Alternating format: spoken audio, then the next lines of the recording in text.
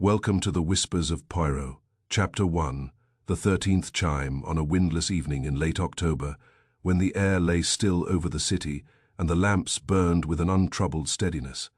The grandfather clock in Harold Whitmore's townhouse struck 13. The sound did not crash or clang. It rang out with the same deep, measured dignity it had maintained for 30 years. Each chime was round and resonant, rolling through the polished corridors, brushing against silk draperies and oil portraits, descending the curved staircase like an unseen guest. 12 strokes passed in orderly succession, then came the 13th. It was that final note which altered everything. The household had gathered in the drawing room, Harold Whitmore in his customary armchair by the fire, his wife Clara, seated upright upon the velvet settee, their son Edward standing near the mantel, and Miss Lydia Grant, Clara's younger sister, bent over a card table where Patience lay abandoned mid-game, a guest. Mr. Julian Marsh, business associate to Harold, had only just risen to depart when the chime arrested him mid-step 1, 2, 3. Harold counted beneath his breath, his lips moving in mechanical obedience to the clock's authority. He had always been a man of schedules, of accounts tallied to the penny, and appointments kept to the minute. The clock was not merely furniture, it was an emblem of order. 4, 5, 6. The fire cracked softly. Clara's knitting needles paused. 7, 8, 9. Edward shifted his weight, his gaze straying to the tall mahogany case, stationed in the hall beyond the open doors. 10, 11, 12. There was the faintest hesitation, a fraction of a breath, barely perceptible. 13. The final note seemed to linger longer than the others, as though conscious of its impropriety. Harold rose so abruptly that his chair scraped against the parquet floor. It struck 13. I counted it myself. His voice, though controlled, carried an edge that had not been present moments before. Clara Whitmore gave a thin smile, the sort that dismisses absurdity without fully confronting it. Impossible. This clock was crafted to perfection. The grandfather clock had been commissioned in the year of their marriage, its brass dial engraved with Whitmore's initials, its pendulum weighted and balanced by a master horologist, long since dead. It had never lost a minute, never faltered, never deviated. Edward Whitmore crossed to the doorway and peered into the hall, as though expecting to find some intruder crouched behind the clock's carved base. "Are you suggesting someone tampered with it?" he demanded, his tone sharper than the question warranted. From a small, unobtrusive armchair near the French windows, Hercule Poirot lifted his head. He had been invited that evening for coffee, nothing more dramatic than a polite social engagement, arranged through Clara's acquaintance with a mutual friend. He had sat quietly, observing the Whitmore household, with the benign interest of a man accustomed to reading rooms as others read books. Now his dark, steady eyes regarded the hallway. "Perfection, madam," he said gently, "is often the best disguise for error." Harold turned toward him with visible impatience. "You heard it, Monsieur Poirot. Surely you cannot deny it." "I deny nothing," said Poirot. "I merely listen." Inspector Hale, who had called earlier to discuss a minor theft in the neighborhood and had lingered longer than protocol required, gave a short laugh. "It's just a mechanical fault. Springs wear, gears slip. Even the finest machinery must fail at some point." Poirot inclined his head slightly. "Then why, my friend, did it choose tonight to confess?" The remark settled over the room like a draught. No one answered immediately. The Whitmore townhouse stood in a dignified row of red brick houses overlooking a narrow square. Its façade was symmetrical, its brass knocker polished daily, its windows immaculate. Inside, the air bore the faint scent of beeswax and lavender polish. Everything was in its proper place. Everything, that is, except time. Harold strode into the hall, the others following with varying degrees of reluctance. The grandfather clock dominated the space between two portraits of Whitmore ancestors, stern men with watchful eyes. The clock's face shone in the lamplight. The minute hand rested precisely at 12, the hour hand firmly upon 11. 11 o'clock. Not midnight. Harold stared at it as though betrayed. "It has never struck 13 before," he said quietly. Never. Clara clasped her hands together. Perhaps you miscounted. I did not miscount. Lydia Grant, who had followed more slowly, spoke in a hesitant voice. I heard it too. I thought perhaps I imagined the last one, but it was there. Julian Marsh cleared his throat. It is an unusual occurrence, certainly, though I see no cause for alarm. His tone was light, but his eyes flickered briefly toward Harold, an exchange too swift for most to notice, not too swift for Poirot. The detective stepped closer to the clock. He did not touch it at first. He observed the wood bore no scratches, no sign of recent interference. The glass panel revealed the pendulum swinging with its accustomed steadiness. Tick, tock, tick. Tock. The rhythm was unhurried, dignified, unimpeachable. Poirot bent slightly, examining the base where the weights descended within their channels. He listened, not merely to the sound, but to the quality of it. May I? He asked. Harold gestured impatiently. By all means. Poirot opened the glass door with careful fingers. The scent of aged wood and metal wafted outward. He studied the interior, his gaze traveling over the escapement, the brass wheels, the coiled springs. Inspector Hale is correct in one respect, he said at length. Mechanisms do fail, but they fail in patterns. They falter, they slow, they hesitate. They do not, as a rule, add. Edward folded his arms. You make it sound deliberate. Poirot closed the panel gently. I make it sound interesting. Clara's composure wavered. Surely we are making too much of this. It is only a clock. Ah, said Poirot softly. But time, madam, is never only time. They returned to the drawing room, though the atmosphere had shifted. Conversation resumed in fragments, each remark conscious of the silence that had preceded it. The fire burned lower. Julian Marsh took his leave with polite efficiency. Inspector Hale, after offering assurances of mechanical explanation, departed as well. By 11:30, only the Whitmore family and Poirot remained. Harold poured himself a brandy with a hand less steady than he would have liked. I do not care for irregularities, he said abruptly. Not in business, not in my home. Of course, said Poirot. Clara regarded the detective with a searching look. Do you truly believe someone interfered with the clock? Poirot considered before replying. I believe, madam, that when something which has been constant for 30 years alters without warning, it is wise to ask why. Edward gave a short, humorless laugh. You speak as though the clock possesses motive. Objects have no motives, said Poirot. People do. The word lingered. Harold set down his glass. Are you implying that someone here? He stopped, the sentence unfinished. I imply nothing, Poirot repeated. But I observe that tonight you have gathered under this roof not merely family, but business associates. Discussions have taken place. Decisions, perhaps. Harold's gaze sharpened. You overstep, sir. Poirot's expression did not change. Do I? Clara intervened quickly. It has been a long day. We are all fatigued, Monsieur Poirot. I am certain the matter is trivial. Trivial matters, said Poirot gently, have a way of leading to significant truths. Midnight approached. The household dispersed with polite goodnights that felt rehearsed rather than sincere. Poirot lingered a moment longer in the hall. The clock stood as it always had, tall and composed. The pendulum swung. The hands crept toward the hour. Tick-tock, tick-tock. Poirot placed his fingertips lightly against the wood, as though greeting an old acquaintance. 13, he murmured to himself.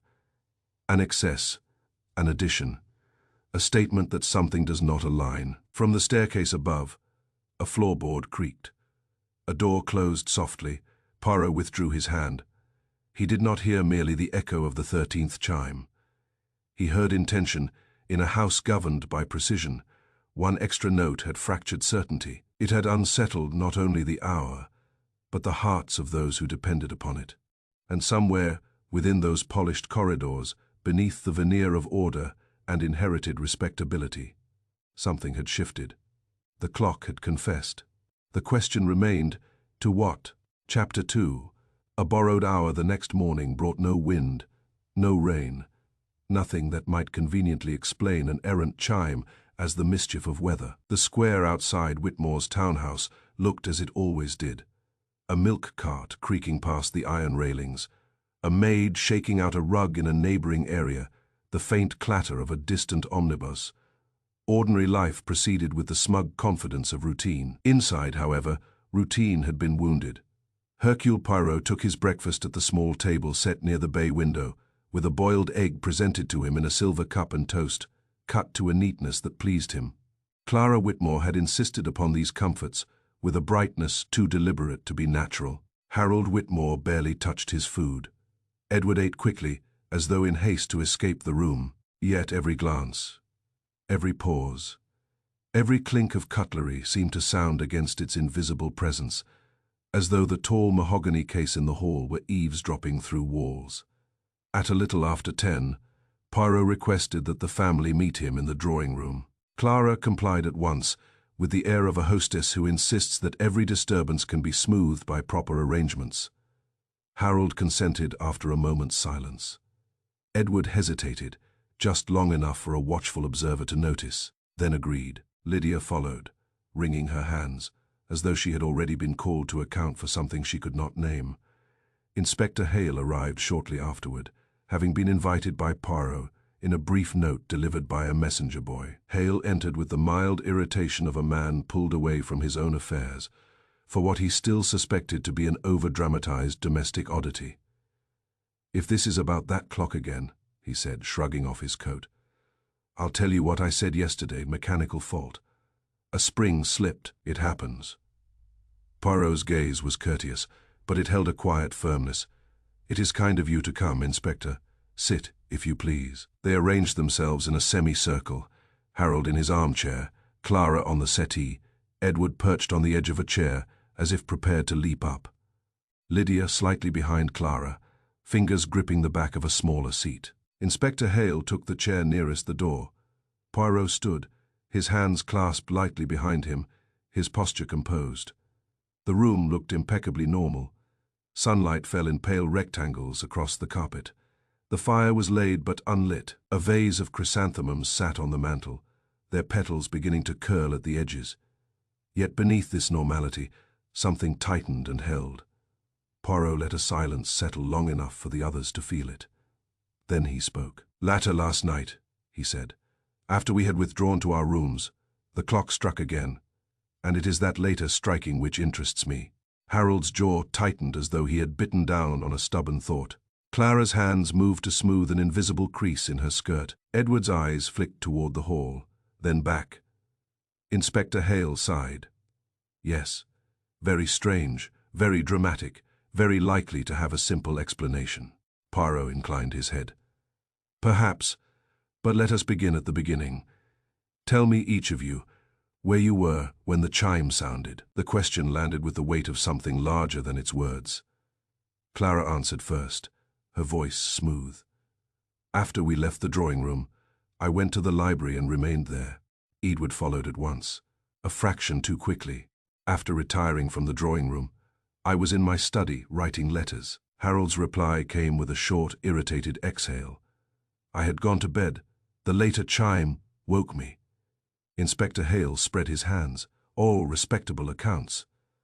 Poirot's eyes moved from face to face, not hurried, not pressing, merely watching. "Respectable, yes," he said softly, "but identical in rhythm." Woodward frowned. "What do you mean?" Poirot approached the mantelpiece, as though the arrangement of objects there might assist him in choosing his words. "When honest people recall the truth," he said, "they are rarely neat. They remember details that do not matter. They hesitate, because the mind must travel back. They speak in their own cadence." He turned back to them. "But you, each of you, answers as though rehearsed by the same conductor." A ripple of discomfort moved through the group. Clara's smile stiffened. "You are being unfair. We are simply answering your question." Lydia's voice came thinly. "We were all at home. It is not as though there was an event." Poirot regarded Lydia gently. "Ah, madam." He stopped himself at once and continued without the lapse. "Miss Grant, I did not say there was an event. I suggest only that last night became one. Harold's fingers tapped the armrest. Are you accusing us of collusion over a clock? Poirot's expression remained mild. I accuse no one, Mr. Whitmore. I ask questions. The clock is only the first question. Inspector Hale leaned forward. All right, Poirot. Suppose their answers are tidy. That proves nothing. People do not like disorder. They will speak plainly if they can. Poirot nodded. Yes, but sometimes plain speech conceals the very disorder it wishes to avoid. He walked toward the door that led into the hall. Come, he said. Let us visit these places of yours. The library, the study, the bedroom. We shall see if the spaces themselves agree with the words. It was not a command precisely. Yet they rose, one by one, as though compelled by the gravity of his certainty. The library lay at the rear of the house, a long room lined with shelves that reached almost to the ceiling. A rolling ladder stood at one end, polished by use. Leather, bound volumes filled the shelves with solemn authority. A reading chair sat beside a small lamp on a mahogany table. The room smelled faintly of paper and cedar. Clara moved with practiced familiarity, taking her place by the chair as if to demonstrate. I was here. I read for an hour before bed. I remember the clock chiming, and then I finished a chapter. Poirot's eyes drifted, not over Clara, but over the room. A book lay open on the table. A small bookmark rested between the pages. A teacup sat on a coaster, washed but not yet put away. He asked, "Which book?" Clara glanced down. "A novel." Poirot's gaze stayed on the bookmark. It was inserted with mathematical precision, as though someone had wished to mark a page without bending it. He did not touch it. He asked only, "Did you use this bookmark last night?" Clara hesitated. An instant, but an instant with weight. "Yes." Poirot nodded as if satisfied, though his eyes remained thoughtful. "And the lamp?" The lamp was on. Poirot looked at the lamp.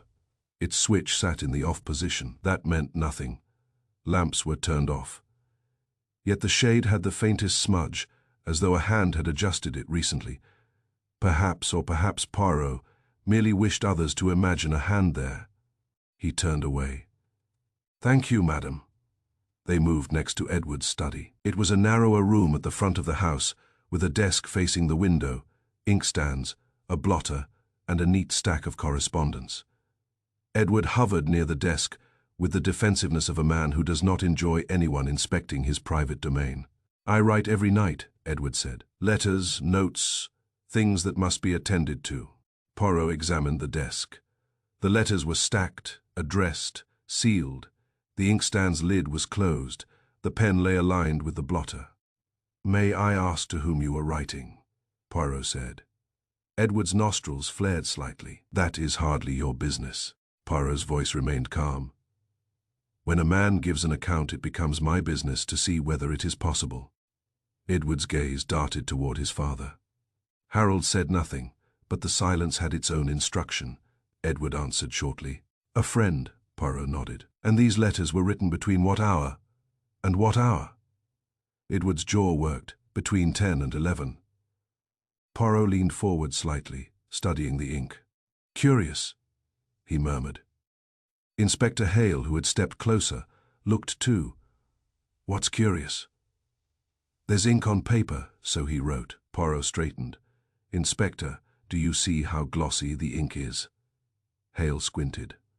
"Yes, and ink dries," Poirot said mildly, "especially upon this kind of paper. It does not remain so fresh from last night." Edward's face reddened. "That proves nothing. Perhaps the house is humid." Poirot's eyes remained gentle, almost sympathetic. "Perhaps. Or perhaps these letters were written not at 10 last night, but later or earlier, or this morning." Edward's hands clenched at his sides. "You are twisting things." Poirot merely said, "We proceed." Finally, they visited Harold's bedroom. Harold led them there with visible distaste, as though the very act of allowing others into this intimate space offended his dignity. The room was austere, a large bed with a dark coverlet, a dressing table, a wardrobe. The curtains were drawn back. The air smelled faintly of cologne. "I was asleep," Harold said. "I had retired at 10:30. I take a tonic and sleep. The chime woke me. That is all." Poirot looked not at Harold, but at the bedside table. Upon it sat a glass and a bottle, tonic, perhaps. The glass was empty, but a faint ring of moisture remained. Beside it lay a small watch, not a pocket watch, but a wristwatch. Placed carefully, Poirot asked, "You woke when the clock chimed?" "Yes." "You rose?" Harold's eyes narrowed. "Number, why would I rise?" Poirot nodded, as though the point were unimportant. "Then you did not go into the hall. Number, and you did not see anyone." "Number," Poirot turned to Inspector Hale. "It is strange, Inspector. We have 3 accounts, all respectable, all clean. But do you notice what is absent?" Hale frowned. "Absent." Poirot looked toward Clara. "Madam, you say you heard the chime from the library. You did not mention the sound of footsteps in the hall." Clara's lips parted slightly. "I know. I heard nothing else." Poirot's eyes moved to Edward. "You say you were in your study. You heard no one pass your door." Woodward snapped. Number Poirot's gaze settled on Harold. "You were awakened. You heard no one moving in the house." Harold's mouth tightened. Number Poirot let the silence bloom again. "In a house," he said, "where the clock strikes loudly enough to travel through walls. It is remarkable that no one heard anything else. Not a step, not a door, not a whisper." Lydia, who had been quiet, spoke suddenly, her voice shaking. "Maybe no one moved." Poirot turned to her. "Where were you, Miss Grant?" Lydia blinked rapidly. "In my room." Poirot asked gently, "You did not say this earlier." "Because you didn't ask me, you asked them." Poirot's voice remained calm. "I ask now." Lydia swallowed. "I went upstairs early. I had a headache. I lay down. And you heard the clock?" Poirot asked. "Yes," Lydia whispered. "I heard it. All of it. All of it." Poirot repeated softly, including the 13th. Her eyes flicked toward Clara, then away. "Yes." Inspector Hale rubbed his forehead. "All right. So the whole household heard an extra chime. That doesn't mean someone committed a crime." Poirot's expression sharpened by a degree, not in hostility, but in clarity. "No, Inspector. It means someone wanted the household to hear it." Hale scoffed. "Why would anyone want that?" Poirot's gaze lifted toward the ceiling, as though listening through floors to the silent clock beyond. "Because it changes the shape of the night," he said. "It introduces doubt into the timeline. It creates, how shall we say, an extra space." Woodward laughed harshly. "That is nonsense." Poirot's eyes returned to him. "Is it nonsense to say that when the mind believes there is an extra chime, it may also believe there is an extra moment? When people doubt the hour, they doubt their own memory of it. A man who wishes to hide 60 minutes of his actions might find it convenient if everyone is uncertain whether time itself behaved." Clara's voice tightened. "You speak as though someone stole an hour." Poirot nodded slightly. "Yes, a borrowed hour."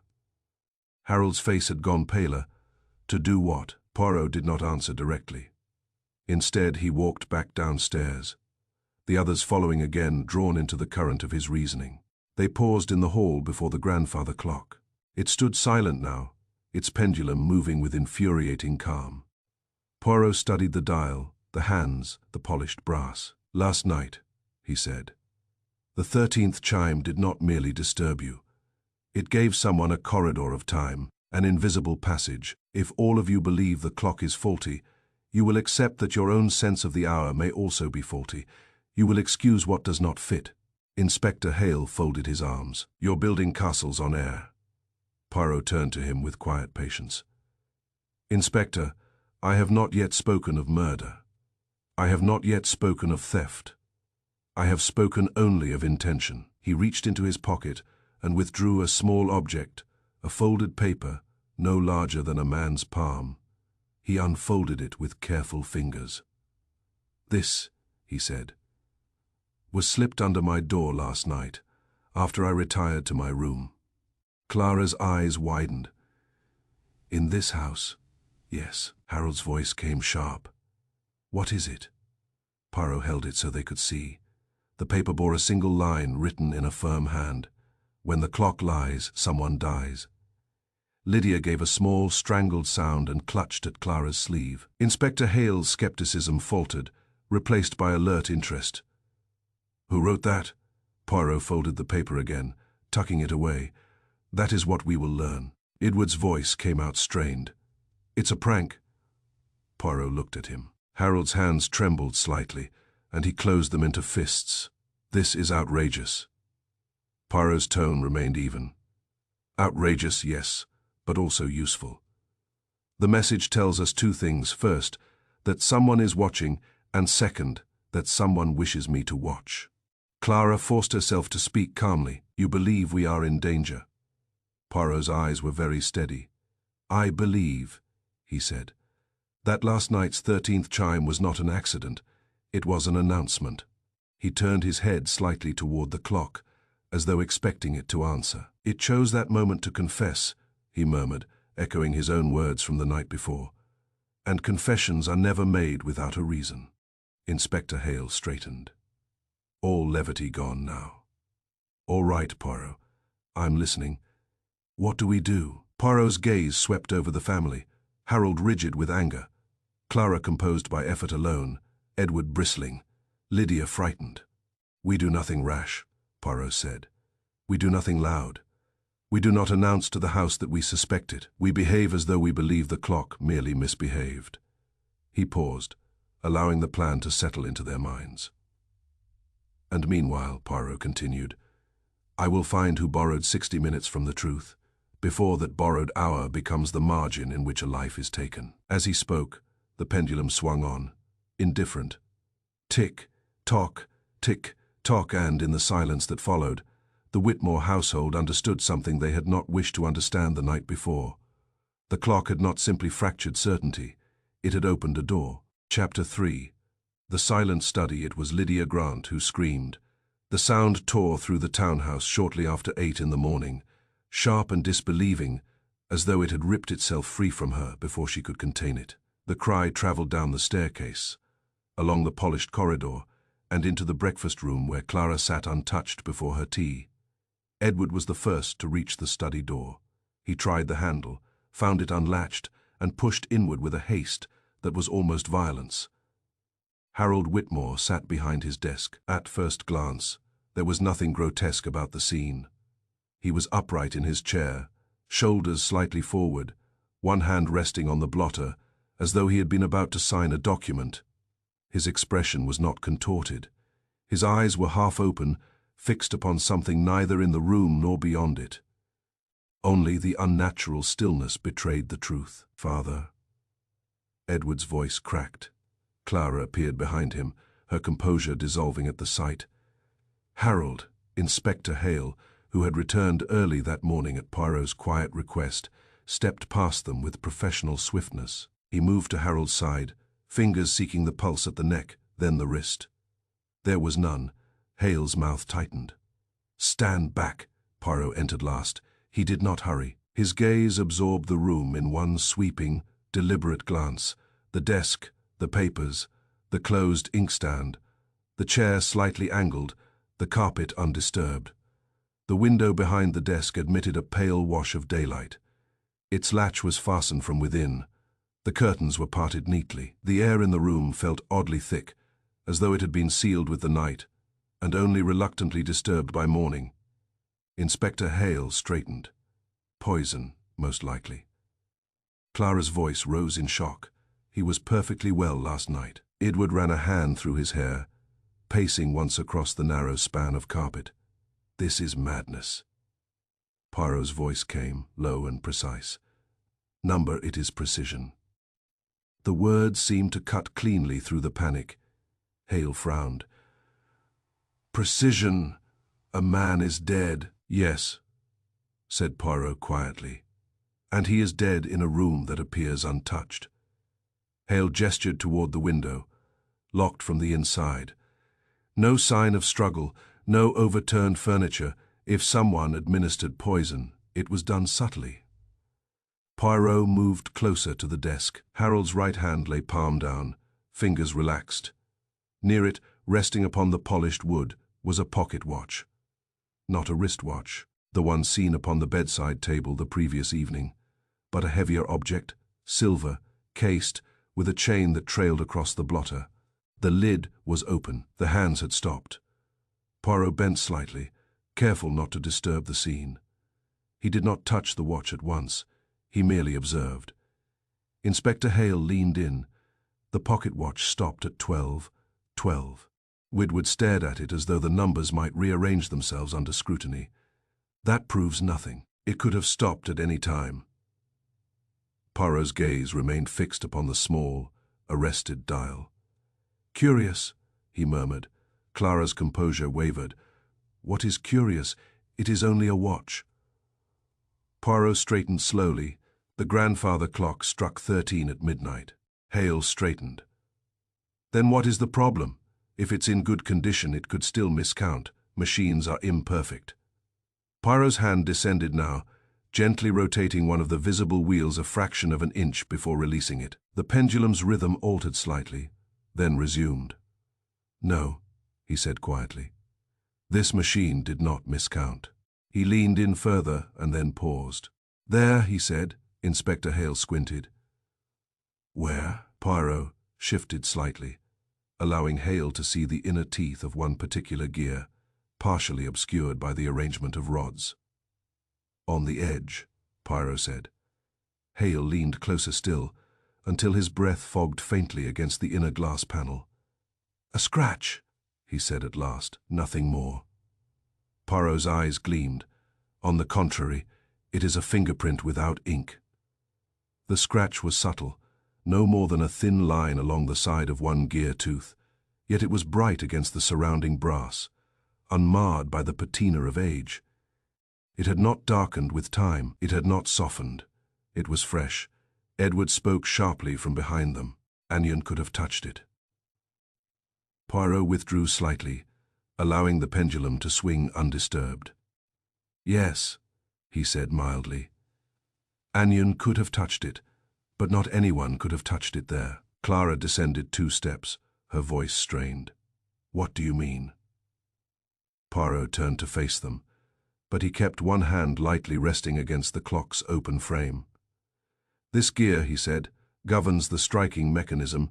It counts the number of blows. If interfered with, subtly, it may be persuaded to add or subtract a chime." Inspector Hale frowned. "You're saying someone altered it deliberately?" "Yes." Hale's expression hardened. "To what end?" Poirot closed the glass panel gently before answering. "To command it." Edward gave a short, incredulous laugh. "You make it sound as though the clock obeyed orders." Poirot's gaze settled on him. It did. The words hung in the hall. Clara's fingers tightened on the banister.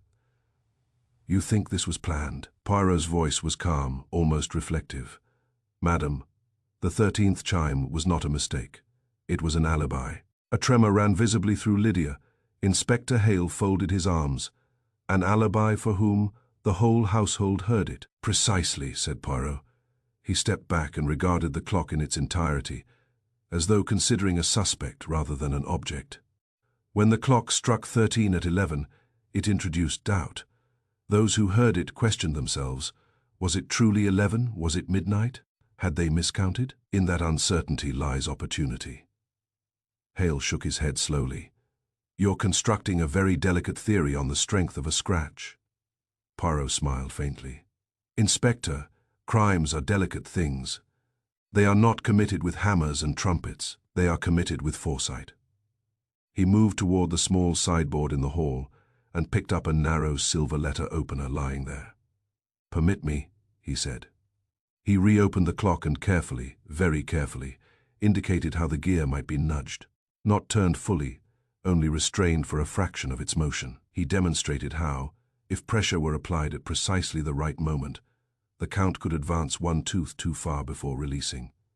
Hale watched, his skepticism slowly giving way to comprehension.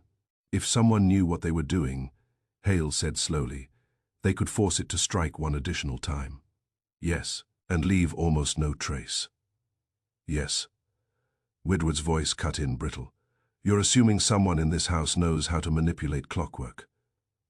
Poirot's eyes flicked toward him. Do you deny it? Edward hesitated. Clara answered instead. My husband understood mechanical things. He took pride in maintaining the clock. And you? Poirot asked Edward quietly. Edward stiffened. I am not a watchmaker. That is not what I asked. A silence stretched. Edward's voice dropped. My father showed me the mechanism once, years ago. Inspector Hale seized upon this. So you know how it works. Knowing how something works, Edward snapped, is not the same as sabotaging it. Poirot closed the clock once more and latched it securely. No, he agreed, it is not the same, but it is a beginning. He walked slowly across the hall, his hands clasped behind him. Consider, he said. The sequence, the clock is adjusted before 11. At 11, it strikes 13. The household is unsettled. Mr. Whitmore claims to retire. He is later found dead in his study. A pocket watch rests beside him, stopped at 12. 12. Inspector Hale nodded reluctantly. You think the killer wanted us to believe the death occurred shortly after midnight? Yes, but you suspect it did not. Poirot's eyes lifted toward the ceiling, as though measuring the invisible path of hours. If the clock was altered to create a false midnight at 11, then the household's perception of time shifted forward by 1 hour, Hale considered, meaning that when the watch says 12:12, it may correspond to 11:12 by true time. Poirot finished quietly. Clara inhaled sharply. Then Harold died before midnight, possibly. Woodward stared at Poirot as though seeing him for the first time. That would mean his alibi, sleeping, was impossible. Poirot's gaze softened slightly. It would mean that he rose not at midnight, but at 11, and that someone expected him to. Inspector Hale's expression darkened. You're saying the false chime was meant to draw him from his room? Yes. Why? Poirot looked back at the study door at the end of the corridor. Because someone needed him in that room at a precise moment. The hall seemed to contract around them. Clara's voice was scarcely audible. He took brandy last night. Yes, and he always carried his pocket watch. Yes, and he trusted the clock. Poirot inclined his head, completely. Lydia spoke suddenly as though a thought had burst through fear. If the clock lied, then he believed it. Poirot turned to her. Exactly. Inspector Hale rubbed his chin. So the killer alters the clock, ensures it strikes 13 at 11, makes Mr. Whitmore believe it is midnight. And then, what poisons him? This is absurd. You're building a narrative to fit your scratch. Poirot's eyes met his squarely. No, Mr. Whitmore, I am building a narrative to fit human behavior. He stepped closer to Edward, not threateningly, but with quiet insistence. Who knew? Poirot asked softly.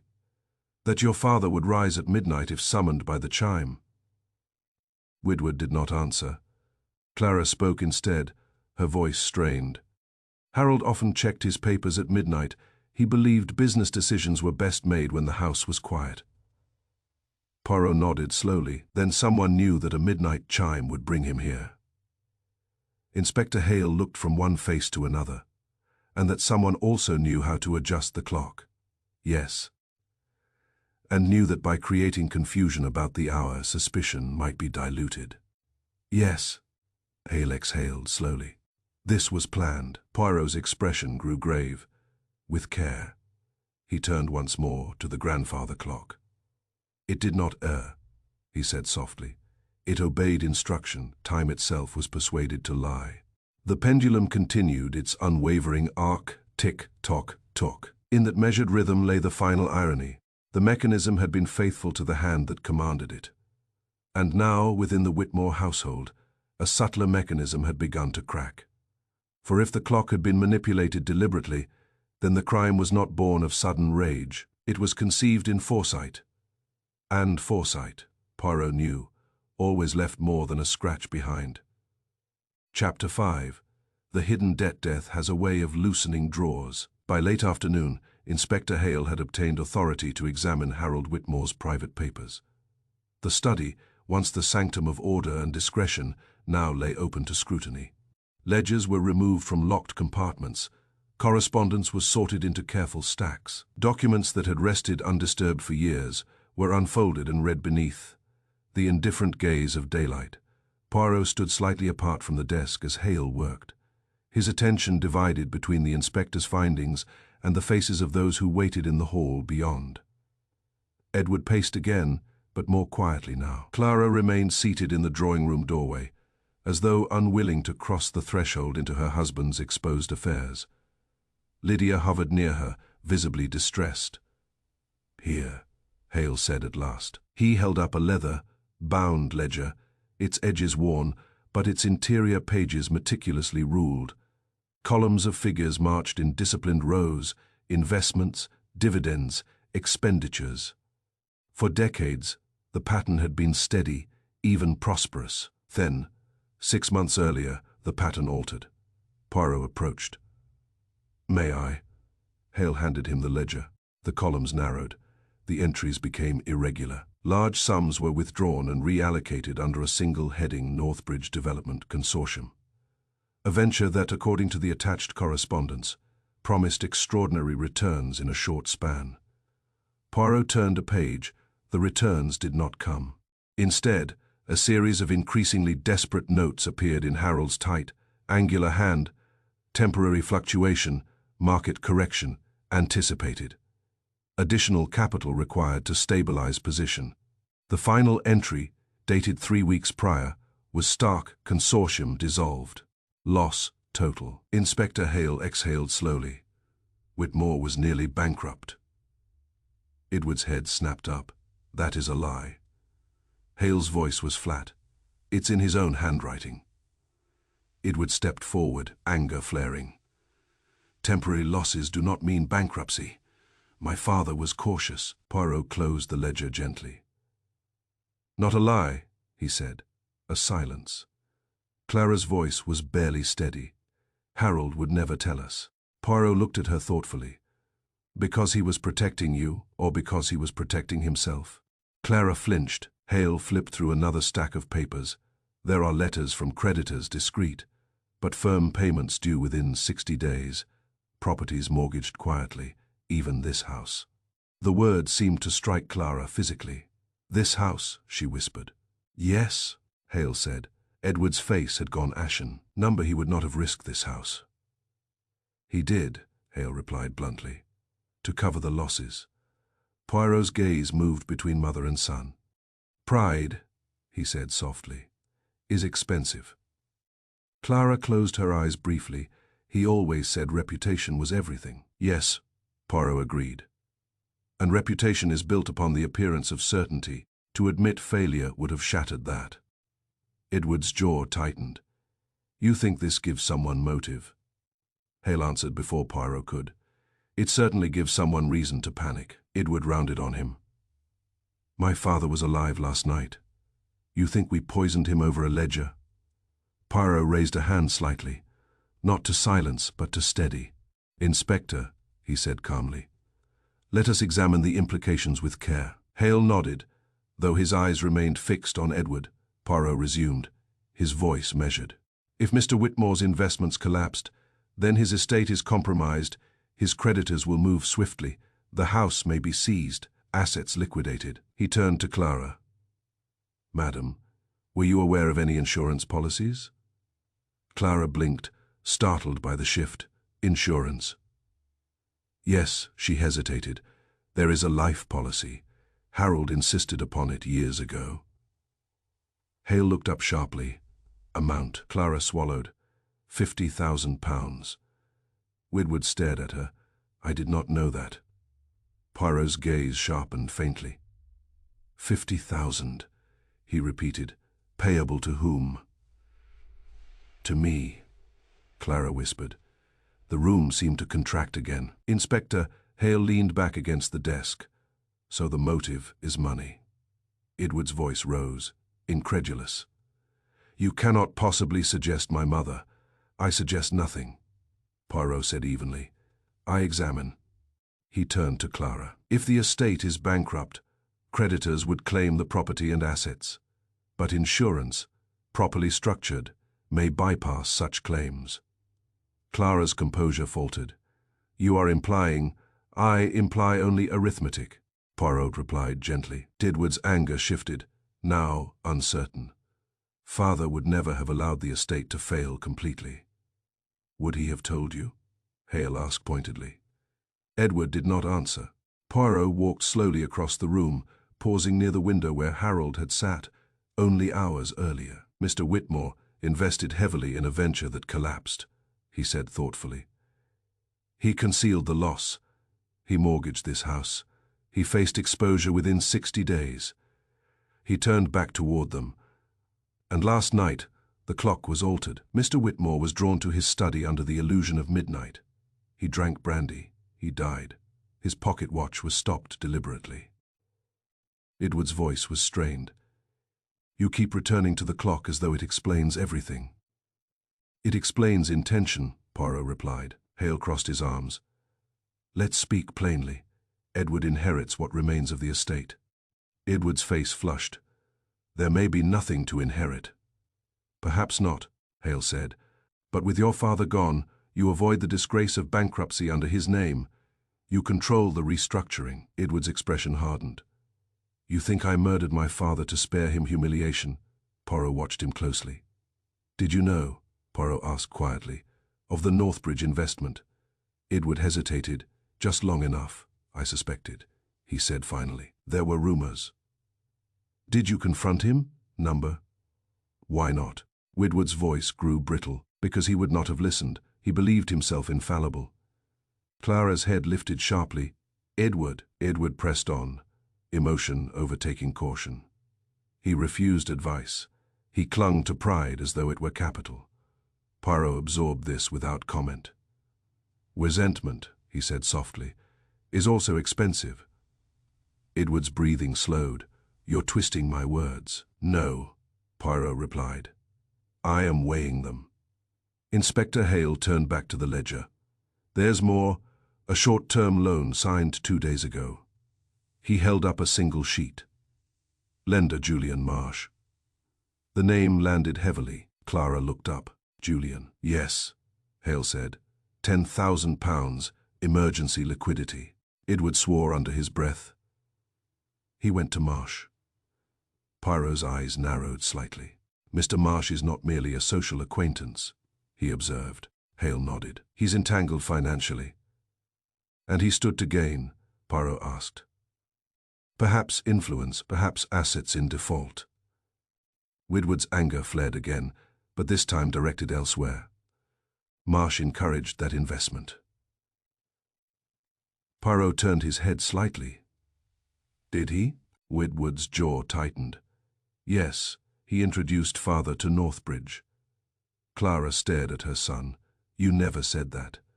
"You never asked," Edward shot back. The room pulsed with unspoken accusation. Poirot lifted a hand once more. "Let us not run ahead of ourselves," he said calmly. "Money provides motive, yes, but motive is not guilt." Hale exhaled sharply. "We have a bankrupt man, a large insurance policy, a resentful son, and a business associate tied to the failed venture. That's a crowded field of suspicion." "Yes," said Poirot quietly. "And beneath it all, desperation hums." He stepped closer to Clara.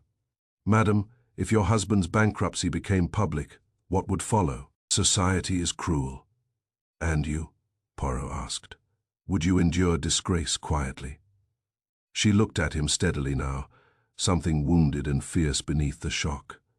"I endured much in silence, but I would not kill him." Poirot inclined his head. "I did not say you would." Edward ran a hand across his face. "So we all had something to lose." "Yes," Poirot agreed. Hale gave a short nod. "Money, reputation, control." Poirot's gaze drifted briefly toward the hall where the grandfather clock stood. "Or the fear of losing it," he said. Silence settled again.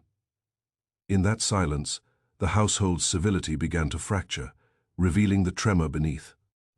Harold Whitmore had not merely been a man of precision. He had been a man of pride, of secrecy, of risk. His collapse had been hidden behind polished wood and orderly ledgers. Now that collapse threatened to expose them all. The 13th chime had not been random. It had rung in a house already under strain. And as Poirot considered the interplay of debt and deception, of pride and panic, he understood one thing with growing certainty. The crime had not begun with poison. It had begun with silence. Chapter 6. Echoes after midnight in a house that has known death. The servants move as if along the edge of a fragile surface. Words are measured. Footsteps are softened. Eyes avoid lingering too long upon closed doors. It was late afternoon when the tremor came. Not from the family, but from below stairs. Inspector Hale had requested that each member of the household staff be questioned separately. The interviews were conducted in the small morning room near the back of the house, away from the drawing room's watchful portraits and the hall's imposing clock. Poirot attended, seated slightly apart, hands folded, his expression one of patient attentiveness. The cook knew nothing beyond what the house had already felt. The footman had retired before 11 and claimed sleep uninterrupted. The butler, a man of rigid propriety, insisted that no irregularity had reached his ears. It was the maid, Ellen Parker, who faltered. She was young, no more than 20. With quick hands and eyes that darted when nervous, she twisted her apron between her fingers as she sat opposite Inspector Hale. "You must tell us exactly what you heard," Hale said firmly. Ellen swallowed. "I didn't think it mattered, sir."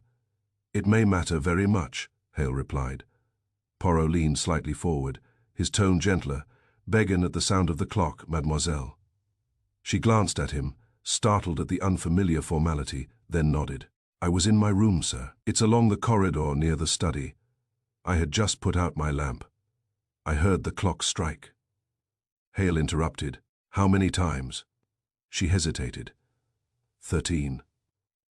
Woodward, who had insisted on attending the questioning, shifted sharply in his chair.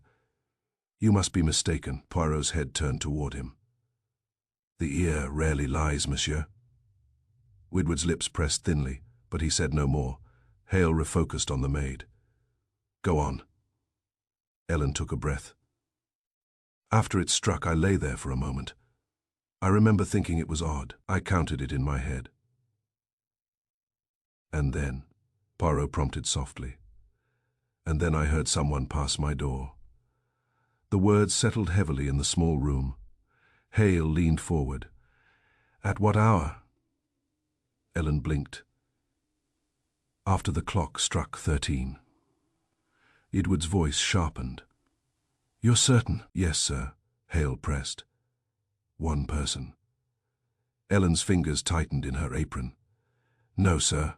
The silence deepened. "Not one set," she said quietly. "Two." Clara, who had entered midway and now stood near the doorway, gave a faint sound of disbelief. "Two." Ellen nodded, eyes wide, not together. First one, then after a bit another.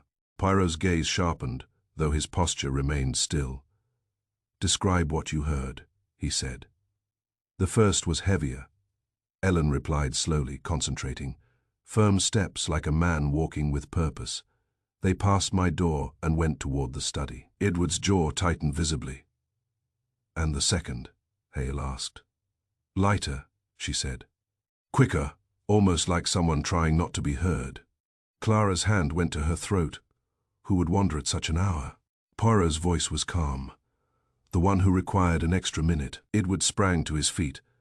"This is absurd. A servant asleep hears echoes, and now we have conspiracies." Ellen flushed deeply. "I wasn't asleep, sir." Hale raised a hand sharply. "Sit down, Mr. Whitmore." Edward obeyed reluctantly. Poirot addressed the maid again. "You heard the first footsteps pass toward the study," he said.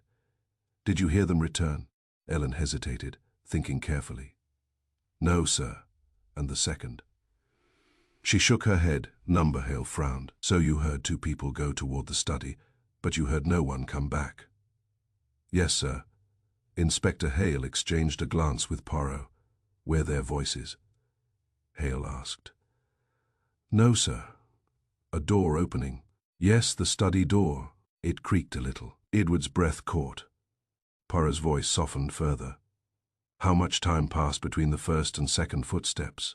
Ellen's brow furrowed. I'm not certain. Maybe a minute, maybe two. Poirot nodded slowly. Thank you, he said gently. You have been most helpful. She looked relieved and terrified at once. When she had left the room, the silence thickened. Inspector Hale stood, pacing once across the narrow space. So, he said, after the 13th chime, two people moved toward the study. Woodward's voice was brittle. Or she imagined it. Clara turned to him sharply. Why would she invent such a thing? Woodward opened his mouth, then closed it again. Poirot rose slowly from his chair. Let us reconstruct, he said. The clock strikes 13 at 11. Mr. Whitmore believes it is midnight. He rises from his bed and descends to the study. That is the first set of footsteps, firm, deliberate. Hale nodded. That fits. And shortly after, Poirot continued, a second person leaves their room and follows. Clara's composure faltered. Follows. Yes. Edward shook his head. You are assuming too much. Poirot regarded him steadily. Am I? He began to pace, hands clasped behind his back. The corridor outside the study, he said thoughtfully, became a stage of shadows. One man enters, believing the house asleep. Another follows, believing perhaps that time itself shields him. Hale stopped pacing. You think the second person administered the poison? It is possible, Poirot replied. Clara's voice trembled, but the window was locked. Yes. And there was no struggle. Poison requires no struggle, Hale said bluntly. Edward's eyes flashed. And what of the pocket watch? If father died at 12? 12, how does that fit? Poirot's gaze lifted slightly. Consider this, he said. If Mr. Whitmore entered the study at what he believed to be midnight, actually 11, he may have remained alive for some time. The poison could have been swift, or it could have been gradual. Hale nodded. The doctor will clarify, but the watch, Poirot continued, stopped at 12. 12 if the second person followed him soon after. They would have had time to alter the scene. Edward stared. Alter? To stop the watch deliberately, Poirot said. Clara's hand trembled against the doorframe. Why stop it? To anchor the death to the false midnight, Poirot replied. To align perception with deception. Hale's expression hardened. So the second person not only poisoned him but also staged the time of death. Yes. Woodward's voice dropped low. You're suggesting someone in this house followed him into that study? Poirot met his gaze. Yes. The word fell with quiet force. Clara's composure fractured at last. But we were all in our rooms. Poirot's voice remained gentle, but unyielding. Madam, the extra chime gave permission. It told the house that midnight had arrived. It told each of you that the day had ended. It created a moment when movement would seem natural. He turned toward the hallway as though he could see through walls to the maid's narrow room. Time offered cover to the bold, he said. Inspector Hale folded his arms. 2 sets of footsteps. 1 victim, 1 murderer. Not necessarily, Poirot replied. Hale blinked. You think there could have been more? Poirot shook his head slightly. I think one person moved with purpose. The other moved with fear. Edward's voice was barely audible. Fear of what? Poirot's eyes darkened slightly. Of being seen. Silence closed around them once more. The grandfather clock in the hall ticked steadily, its mechanism flawless, its obedience unquestioned. Tick, tock, tick, tock. In that measured rhythm lay the bitter irony. The night had not ended when it seemed to. After the 13th chime, when certainty fractured, 2 shadows had crossed the corridor. One entered to die. The other entered to ensure it. Chapter 7. The pocket watch. The evening descended heavily upon the Whitmore townhouse, as though the walls themselves bore the weight of revelation. Lamps were lit earlier than usual. Shadows pooled in corners where daylight had once held dominion. The study remained sealed, yet its presence pressed outward, influencing every whisper and glance. Hercule Poirot sat alone at a small writing table in the drawing room.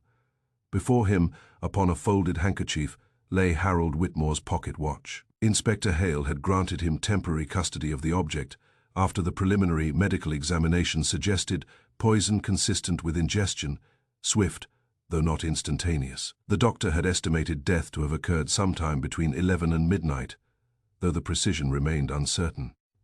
It was uncertainty that interested Poirot. He lifted the watch gently and examined it beneath the lamp's focused glow. The silver casing bore faint scratches of ordinary wear, but nothing violent. The glass was uncracked. The hands remained arrested at 12, poised as though awaiting permission to proceed. "Inspector," Poirot said quietly. Hale, who stood near the mantel, approached. Edward and Clara had also been summoned, though reluctantly. The air in the room felt taut, like a drawn string. "Yes?" Hale asked. Poirot opened the watch's back panel with a delicate click. "Observe." Hale leaned closer. "The spring looks intact." "Exactly." Poirot's tone was calm, but there was something sharpened beneath it. "The mainspring has not snapped. The balance wheel is undamaged. There is no sign of mechanical failure."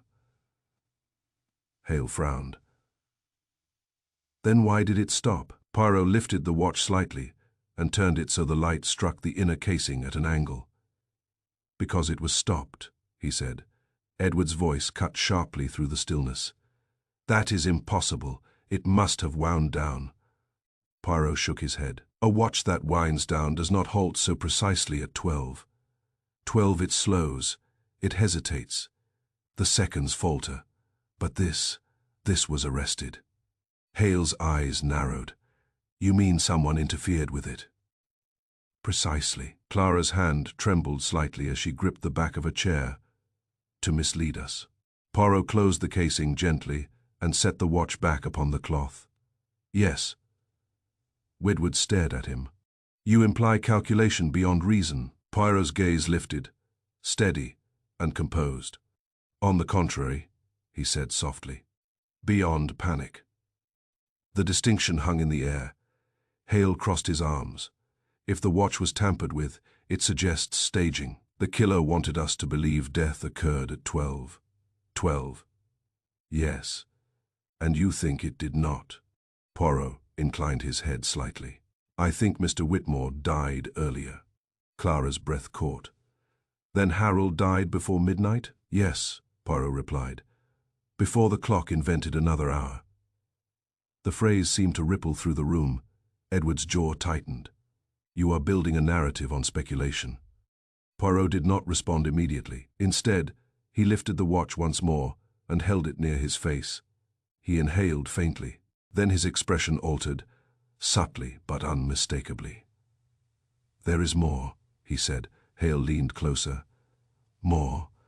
Poirot extended the watch toward him. "Smell." Hale hesitated, then complied. His brow furrowed. "Faint," he muttered. "Bitter? Chemical." Clara recoiled slightly. "What is it?" "Traces," Poirot said quietly. "Not of oil, not of metal polish. Something else." Hale's face hardened. "Poison." "Possibly," Poirot replied. "Or residue transferred from a hand." Edward shook his head in disbelief. "You're suggesting someone handled the watch after administering poison?" "Yes." Hale nodded slowly. "If the poison was administered before the chime, then Mr. Whitmore may already have been affected when he rose," Poirot finished. Clara's composure fractured further. "But he drank brandy in the drawing room. We all saw him." Poirot turned to her gently. "And who poured it?" Clara blinked. "The butler." Hale interjected. "We have questioned him. He insists he poured from a fresh decanter." "And the decanter?" Poirot asked. "Being tested," Hale replied. Poirot nodded. "But consider," he continued, "if the poison was not in the brandy." Edward stared. "Then where?" Poirot's eyes rested once more on the pocket watch. "What if," he said softly, "the poison was introduced earlier, before supper perhaps. in something Mr. Whitmore would handle regularly. Hale frowned. You think he poisoned himself accidentally? Poirot's tone was firm now. I think someone ensured he would ingest the poison at a time of their choosing. Edward's frustration returned. You are weaving impossibilities. Poirot's gaze remained unshaken. Let us reconstruct carefully, he said. He began to pace slowly, hands clasped behind him. Mr. Whitmore's financial ruin was imminent. He concealed it. He maintained appearances. He relied upon routine. At 11 o'clock, the clock struck 13. He believed it to be midnight. He rose, perhaps to review papers in private. Hale nodded. But if the poison had already been administered, perhaps in a glass earlier in the evening, perhaps in a tonic by his bedside, its effects may have begun before he reached the study. Clara's voice trembled. He said he took a tonic before bed. Poirot turned sharply. Yes, he said. Edward looked between them. Father always took it at 10:30. From a bottle kept at his bedside? Poirot asked. Yes. Hale's expression shifted. We collected it.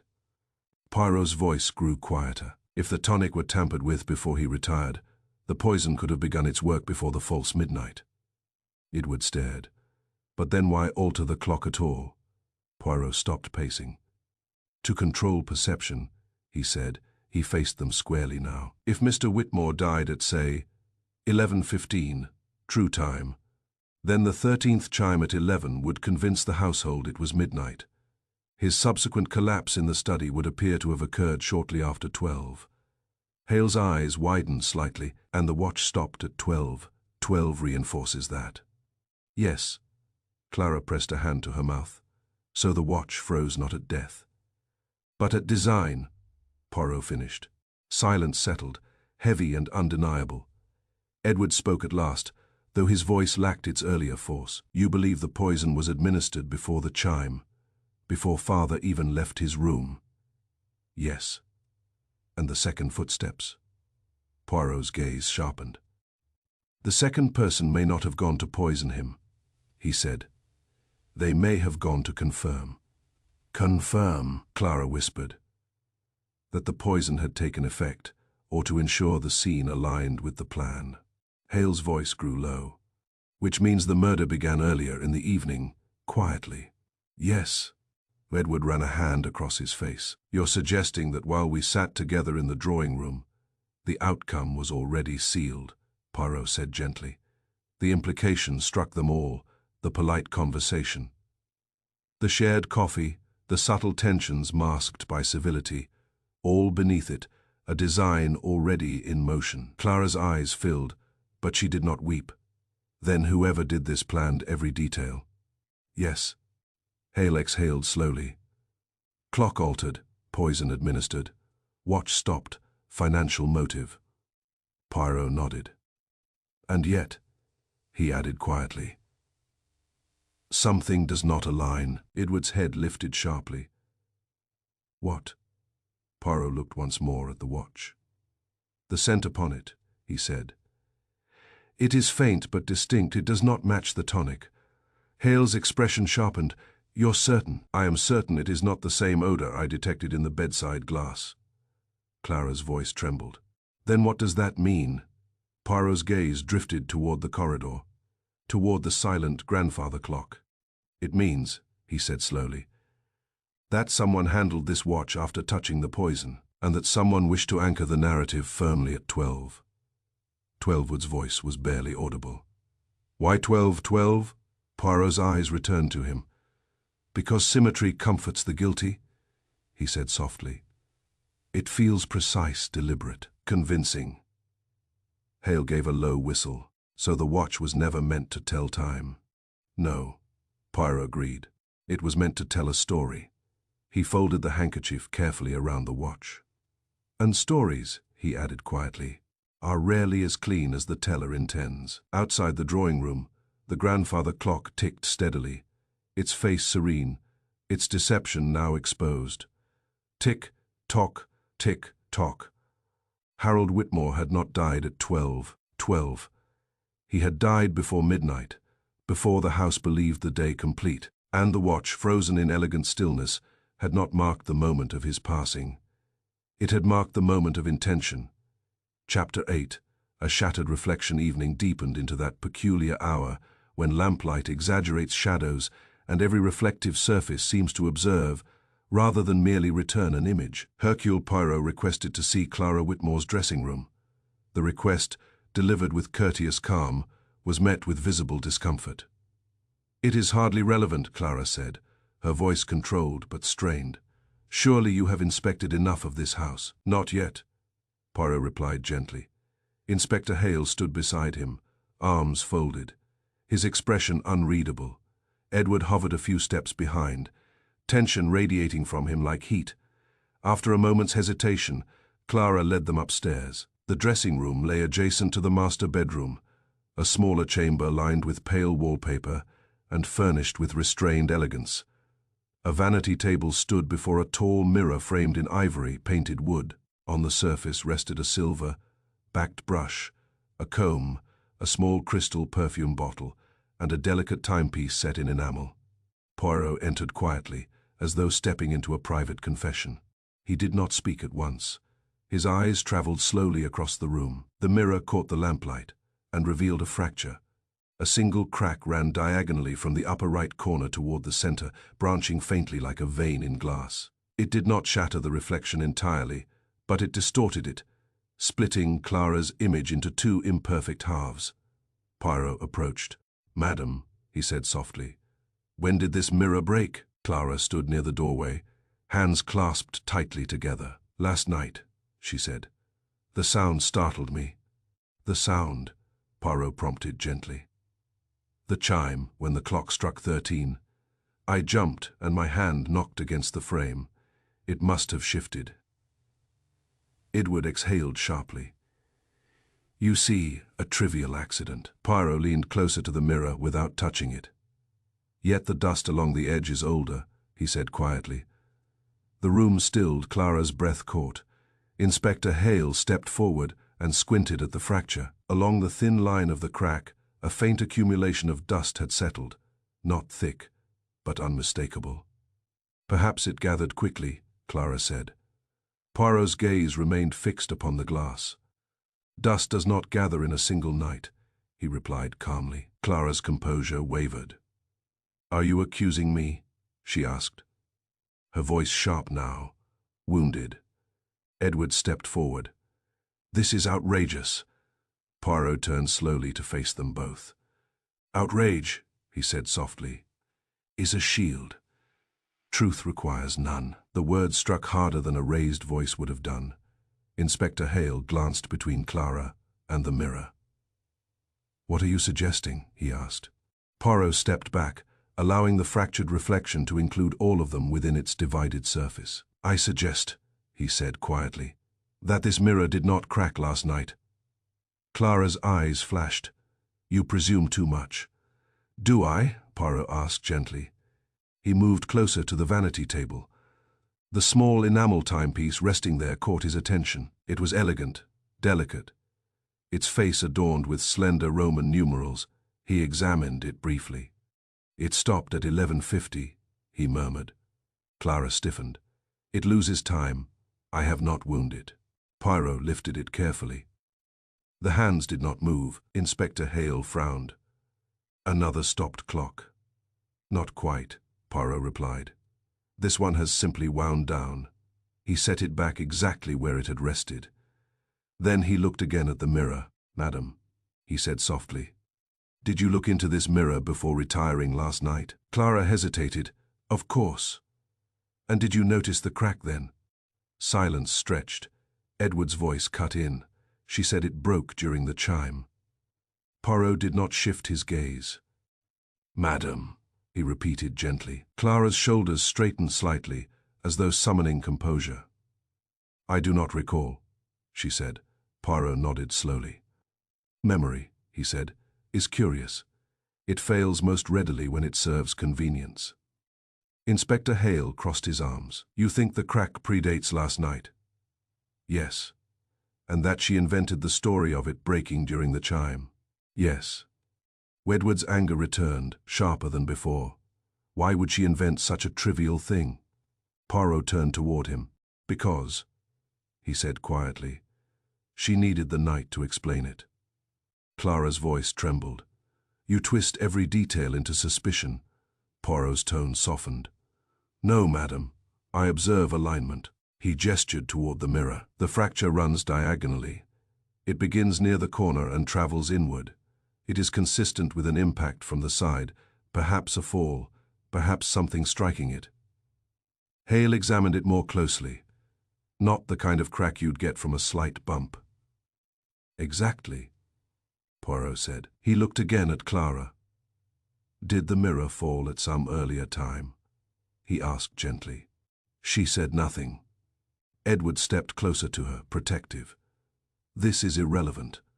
What does a mirror have to do with father's death? Poirot's eyes held his steadily. Everything, he replied. The room seemed to contract around them. Consider, Poirot continued. The clock was altered deliberately. The pocket watch was stopped deliberately. The narrative of midnight was constructed with care. He moved slowly, thoughtfully. And here, he gestured toward the mirror, is another small narrative, a crack attributed to the shock of the 13th chime. Hale's voice was quiet now. You think she wished to anchor her own movements to that moment? Yes. Widwood's face paled slightly. You're suggesting she was awake. Poirot's gaze shifted to Clara. I am suggesting that fear struck before 13. Clara inhaled sharply. Hale's eyes narrowed. Before 13? Yes, Poirot said. He stepped closer to Clara, though his posture remained respectful. If the mirror broke earlier, perhaps days ago, it indicates agitation, an incident, perhaps an argument. Clara's lips pressed together. Edward looked at her. Mother. She did not meet his eyes. Poirot's voice softened further. Did you argue with your husband about the investment? He asked. Silence. The fractured mirror returned Clara's divided reflection. One side composed, the other fractured. At last she spoke. He told me nothing, she said quietly. But I discovered letters, demands. I confronted him. When? Poirot asked. 3 days ago. And the mirror? Her breath trembled. I dropped the brush. It struck the glass. Edward stared at her in shock. Why didn't you say? Because it did not matter, she whispered. Poirot's gaze was steady, compassionate yet unyielding. It matters, he said gently, because you feared the consequences before the clock struck 13. Inspector Hale exhaled slowly. So tension was already high. Yes, Poirot agreed. The household civility was fractured before the night of the chime. Edward's voice faltered. But that does not mean she killed him. No, Poirot said quietly. It does not. He turned once more toward the mirror. Yet, when the clock struck 13, it provided an opportunity to align personal distress with public disturbance. A crack could be blamed on the shock. A movement in the corridor could be attributed to confusion. Clara's voice rose suddenly. You are weaving suspicion around everything I say. Poirot met her gaze. Madam, I seek coherence. The silence that followed was heavy but not explosive. It was the silence of something beginning to surface. Hale broke it. If she argued with him days ago, that suggests motive. If she feared bankruptcy, the insurance policy becomes significant. Edward shook his head slowly, his confidence faltering. You cannot reduce this to money. Poirot's eyes softened. It is rarely only money, he said. It is humiliation. It is fear. It is loss of control. He glanced once more at the cracked mirror. And sometimes, he added quietly, it is the terror of seeing oneself reflected in ruin. Clara's composure finally fractured. He would have destroyed us, she whispered. The scandal, the creditors, the whispers. Her voice broke. Edward stared at her, stunned. But I did not poison him, she insisted, lifting her head sharply. I swear it. Poirot regarded her in silence for a long moment. Then he said softly, I have not yet said that you did. Inspector Hale looked between them. Then what are you suggesting? He pressed. Poirot turned toward the door, pausing before stepping out.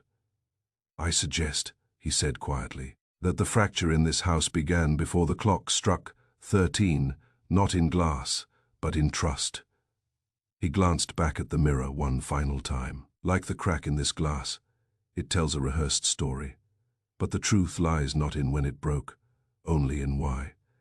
Outside in the corridor, the grandfather clock continued its steady, untroubled rhythm. Tick-tock, time moved forward. But in Clara Whitmore's dressing room, the reflection remained divided, one half composed, the other fractured. And Poirot knew that somewhere within that fracture lay the final alignment of truth. Chapter 9. The extra strike, the final assembly, took place in the drawing room beneath the silent authority of the grandfather clock. Evening had fallen fully now. The curtains were drawn. Lamps cast warm but insufficient light against the weight of what was to be spoken. Inspector Hale stood near the mantel, grave and attentive. Clara Whitmore sat upright upon the settee, pale yet composed by effort. Lydia occupied a small chair near the window, hands clenched tightly in her lap. Edward Whitmore stood. He had refused to sit. Hercule Poirot positioned himself not at the center, but slightly to one side of the clock, as though he and the mechanism shared an understanding. He let the silence settle until it grew almost unbearable. Then he began. "Let us reconstruct the night," he said quietly. His voice did not rise. It did not need to. Mr. Harold Whitmore retired to his bedroom at 10:30. As was his habit, he took a tonic before bed. Clara's eyes flickered faintly. Poirot continued. "That tonic, I regret to say, had been tampered with. The poison was introduced earlier in the evening. Its effect was not instantaneous, but neither was it slow." Inspector Hale nodded once. "The doctor estimates ingestion approximately 15 to 20 minutes before collapse." "Yes," Poirot said, "which places the administration of poison at approximately 11:45. Edward shifted slightly. Poirot's gaze did not yet move to him. "At 11, he continued. The grandfather clock struck 13, turned his head slightly toward the tall mahogany case. The mechanism was altered deliberately, not crudely, not recklessly, with knowledge." Inspector Hale's voice cut in, firm. The scratch on the striking gear was fresh. Someone interfered with it. Poirot inclined his head. The false chime created a psychological shift. Mr. Whitmore believed it was midnight. The household, unsettled, doubted its own count. Time was destabilized. Clara whispered, almost to herself, "He would have gone to the study at midnight." "Exactly," Poirot replied softly. He began to pace slowly. Mr. Whitmore, already affected by the poison, rose when he heard what he believed to be midnight. In truth, it was 11. He descended to his study. Lydia's breath trembled. The maid heard the first footsteps, Poirot said. Firm, deliberate. Inspector Hale nodded. Toward the study. Poirot stopped pacing. And at approximately 11:45, true time, the poison completed its work. Silence pressed in from all sides. He collapsed in his chair. Clara closed her eyes. Poirot's gaze sharpened. "Now," he said, "we consider the second set of footsteps." Edward's jaw tightened. The maid heard them shortly after the first, lighter, quicker, cautious. Inspector Hale's eyes shifted to Edward. Poirot's voice grew firmer. Those footsteps belonged to someone who had already prepared the mechanism, someone who knew the clock would strike 13, someone who understood exactly what that would do. He turned fully now.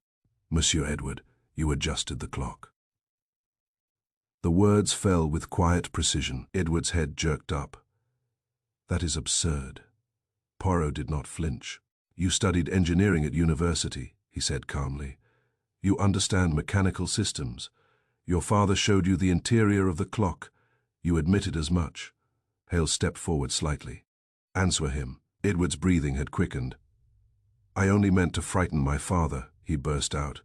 Clara gasped. "Edward." The admission hung in the air, raw and irreversible. Poirot's eyes did not soften. "You adjusted the striking mechanism earlier that evening," he said. "A subtle alteration, enough to force an extra chime at 11. Edward ran a hand through his hair. Yes, I did. I wanted him unsettled. I wanted him to feel what it was like to lose control. Clara's voice trembled. Why? Edward turned toward her, emotion overtaking restraint. He was destroying us. The investments, the secrecy, he would have ruined everything. I thought if he believed something was wrong with the house, if he was shaken, he might finally listen. Inspector Hale's voice was hard. So you tampered with the clock, but that's all. I swear it. Poirot stepped closer. Not quite all. Edward's eyes flickered. You knew, Poirot continued, that your father rose at midnight to review his papers. You calculated that the false chime would draw him to the study early. Edward swallowed. I wanted him to think the house itself was unstable, to force him into conversation.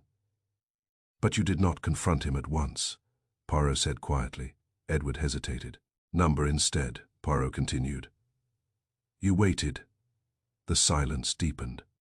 The poison, Poirot said carefully, had already been administered.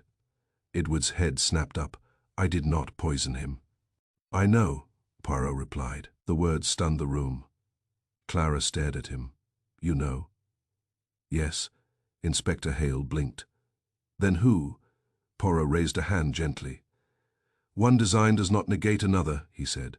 And the warning note. Inspector Hale asked quietly. Poirot inclined his head toward Lydia. Miss Grant heard raised voices days earlier. She feared something dreadful might occur. The note was hers, an attempt to prevent what she sensed was coming. He turned back to Edward. You did not administer the poison, but you saw its effect. Edward's face drained of color. You followed him into the study, Poirot said. The maid heard you. Edward's voice was barely audible. I went to speak to him. And you found him already weakening. Edward closed his eyes briefly. He was slumped forward, he whispered. At first, I thought he was asleep. Clara's hands trembled violently. I shook him. He didn't respond. Then he convulsed. Inspector Hale's jaw tightened, and instead of calling for help, Edward's voice broke. I panicked. Poirot's tone was firm now, though not cruel. Yes, he said. You panicked. Edward nodded helplessly. I knew about the insurance policy. I knew about the debts. If he died suddenly, without scandal, the estate might survive, if it appeared deliberate. If the time was clear, you staged it. Hale finished grimly. Edward swallowed. I stopped the watch. I thought if it showed a precise time, no one would question it. I set it at 12. 12, it seemed, convincing. Clara whispered his name in disbelief. Poirot's voice was steady. And by doing so, you anchored the death to the false midnight. Edward nodded miserably. I thought the confusion over the clock would blur everything. I didn't know about the poison. I swear I didn't. Inspector Hale's eyes narrowed. You expect us to believe that? Poirot answered for him. Yes, he said quietly, I do. Hale looked sharply at him. Because, Poirot continued, the poison was administered at 11:45, true time before Mr. Whitmore left his room, before Edward entered the study. Clara's breathing grew shallow. Then who? She whispered. Poirot's gaze moved slowly toward her. Madam, he said gently, you confronted your husband 3 days ago about the investment. Yes, she whispered. You discovered the insurance policy would provide you security even if the estate collapsed. Her eyes widened slightly. I did not. You feared the consequences of his ruin, Poirot said softly. But fear is not the same as murder. Clara shook her head, but her composure was failing. The tonic, Poirot said quietly. It was delivered as usual by the butler, but someone had access to it before it reached your husband. Inspector Hale stiffened. Is that true? Clara's lips trembled. I sometimes add a drop of herbal extract, she whispered. For sleep, Poirot nodded. And last night, tears gathered, but she did not look away, I thought. A small dose might make him ill, weak enough to force him to cancel the Northbridge arrangements, to delay everything. Inspector Hale's voice was sharp. What did you add? Her voice broke. Something stronger than I realized. Silence engulfed the room. Edward stared at her, horror dawning. Mother, Poirot's expression was grave. You misjudged your son, he said quietly. You did not anticipate how far he had already gone. Clara covered her mouth. I never meant.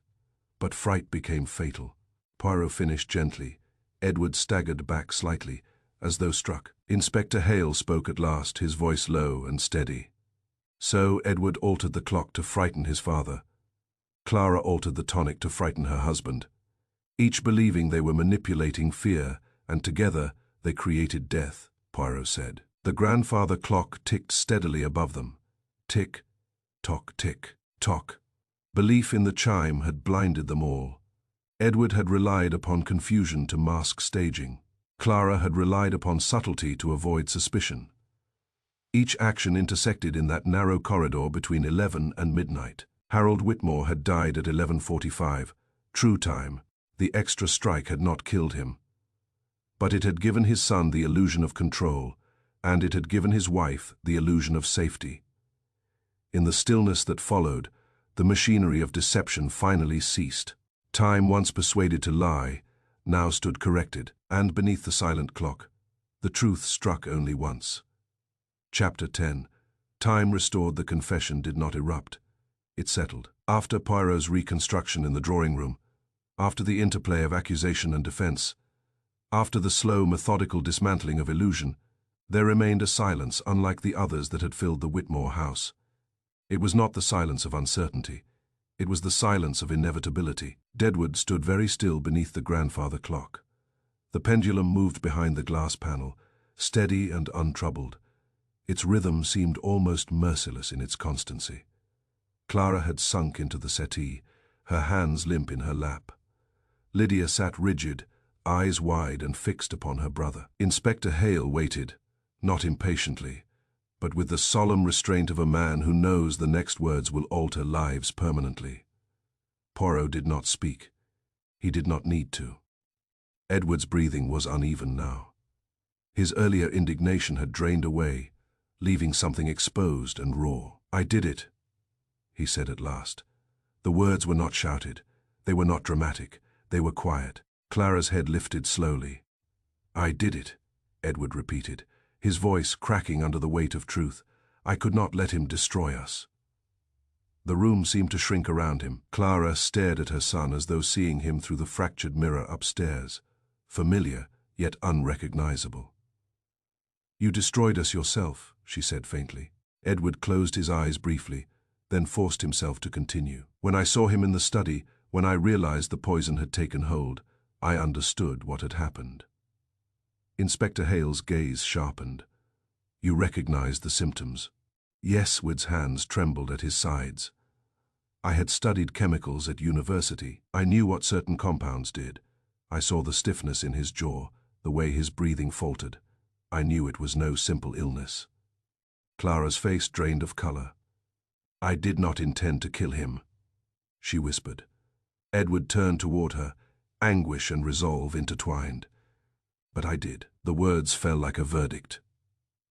I had considered it before, he went on hoarsely. When I discovered the extent of the debts, when I realized that within weeks we would be ruined, publicly disgraced, he would not listen. He refused to sell assets. He refused to admit error. Poirot watched him steadily. And so you decided, Poirot said softly, that you would decide for him. Woodward nodded once. The clock, he continued, was the beginning.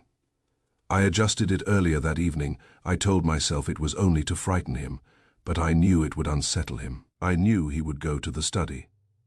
Inspector Hale's voice was firm. And the poison, Woodward swallowed. I had obtained it days earlier. Clara let out a soft, broken sound. I did not know whether I would use it, Edward said. But when I saw the final letters from creditors, when I understood there would be no recovery, I could not bear the thought of everything collapsing, of our name dragged through courts. He looked up at the clock. When it struck 13, It was as though time itself had given permission. "You added the poison to his tonic," he said quietly. "Yes." Clara covered her mouth with trembling hands. Edward's voice faltered but did not stop. "I measured it carefully, enough to stop his heart swiftly. I believed it would appear natural, perhaps strain, perhaps shock. But when he rose earlier than expected, when the effects took hold in the study, I panicked." Inspector Hale stepped forward slightly. "And so you staged the watch?" Edward nodded. "I stopped it at 12. 12. It seemed precise. Convincing, I believed that if the time appeared orderly, no one would question it." He gave a short, hollow laugh. "It was only one extra strike," he said weakly. Poirot stepped closer now, his presence calm but unwavering. "Time, monsieur, does not forgive additions." Edward's shoulders sagged. "I thought I could control it," he whispered. "Just an adjustment, just an hour borrowed." "You did not borrow it," Poirot said gently. "You fractured it." Inspector Hale moved forward, placing a steady hand upon Edward's arm. "You will come with me." Edward did not resist. Before they turned toward the door, he looked once more at his mother. "I wanted to protect you," he said. Clara's voice was hollow. "You chose pride over mercy." He bowed his head. Inspector Hale guided him toward the hallway. The grandfather clock loomed above them as they passed. Tick-tock, tick-tock, no. Extra chime followed. When the door had closed and the sound of carriage wheels faded into the night, Clara remained seated beneath the clock. The house felt emptier than it had after Harold's body was removed. Death had taken one man, truth had taken another. Poirot stood quietly nearby. Lydia rose at last and withdrew, leaving Clara and the detective alone. For a long moment, neither spoke. Then Clara said softly, "I thought the crack in the mirror was the worst thing that could happen." Poirot regarded her with grave compassion. "Madam," he said, "cracks reveal weakness. They do not create it." She lifted her eyes to the clock. "It strikes 12 correctly now." "Yes," Poirot replied. Inspector Hale had already ordered the mechanism restored to its proper alignment. The scratch upon the gear remained, but its interference had been corrected. Clara closed her eyes briefly. "It was such a small alteration," she whispered. "One extra chime." Poirot's voice was steady. "In a house governed by precision, the smallest deviation carries consequence."